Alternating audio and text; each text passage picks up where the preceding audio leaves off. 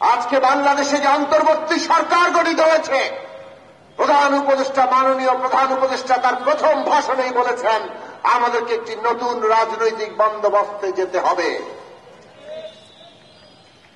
এইটা আমাদের জন্য, পুরো দেশের জনগণের জন্য একটা আনন্দের ব্যাপার।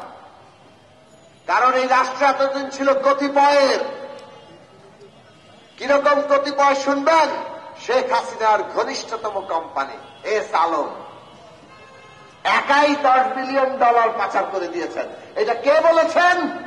নতুন দায়িত্বপ্রাপ্ত গভর্নর আহসান এইচ মনসুর। তার কাছে তথ্য প্রমাণ আছে। তিনি বলেছেন আরো $7 বিলিয়ন তার ঘনিষ্ঠ সহযোগী মানে আত্মীয় স্বজন তারা পাচার করে। $17 বিলিয়ন শেখ হাসিনার ঘনিষ্ঠ লোকেরাই পাচার করে দিয়েছে। এই কথা বাংলাদেশ ব্যাংকের গভর্নরও বলেছেন।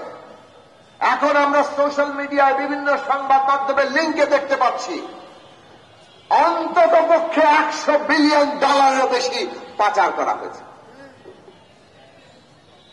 ভাই, এই দেশের অর্থনীতির পুরো আকারটা জানেন? $500 বিলিয়ন।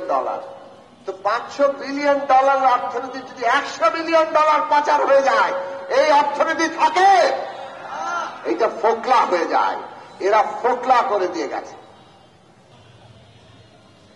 ঘুষ দুর্নীতি ছাড়া কোনো চাকরি নাই, কোনো পদোন্নতি নাই, কোনো বদলি নাই। সেটা যে সার্ভিসেই যান। পুলিশের লোকেরা আপনার আমার সেবা দিবে কি? ওনারা এক একটা বদলি হন কি পরিমাণ টাকা দিয়ে, পদোন্নতি নেন কি পরিমাণ টাকা নিয়ে, তো সেই টাকা আপনার কাছ থেকে তুলতে হবে না। অতএব আপনার পকেটে মাদক ঢুকিয়ে দিয়ে পর্যন্ত মামলা দেন। এই রকম জায়গা আমাদের পুলিশ বাহিনীকে নেওয়া হয়েছে।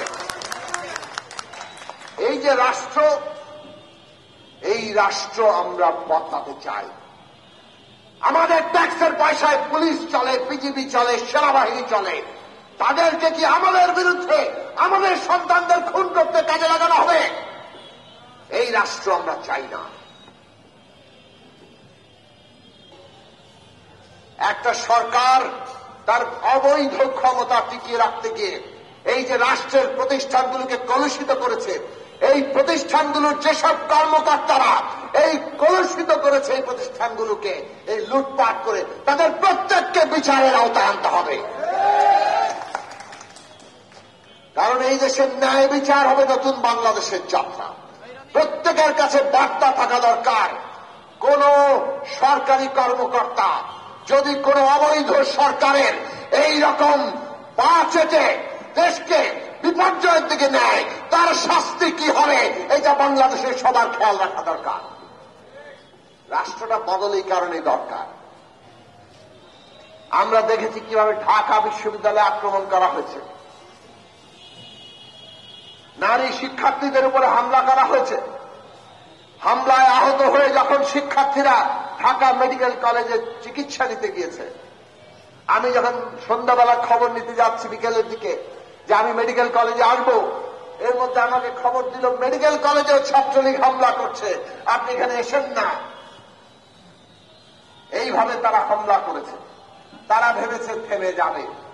পরদিন যখন 16 তারিখে সারা বাংলাদেশের শিক্ষা প্রতিষ্ঠানের ছাত্ররা নেমে পড়ল, ওনারা এবার পুলিশ দিয়ে গুলি করে থামাতে চাইল। আমরা দেখলাম রংপুরের রোকেয়া বিশ্ববিদ্যালয়ের বীর ছাত্র আবু সাইদ নিজের বুকে গুলি নিয়ে সারা বাংলাদেশের তরুণদের বুকে তাদের রক্তে আগুন লাগিয়ে দিয়েছে। স্লোগান উঠেছিল লেগেছে রে লেগেছে, রক্তে আগুন লেগেছে। এই হচ্ছে সম্মানের জোর, এই হচ্ছে জাতীয় মর্যাদার জোর। আমাদের তরুণরা এই দেশের মর্যাদা রক্ষায় প্রয়োজনে জীবন দিতে পারে, তার প্রমাণ এই জুলাই আগস্ট। গণহত্যা চালিয়েও শেখ হাসিনা তার ক্ষমতা রাখতে পারে নাই।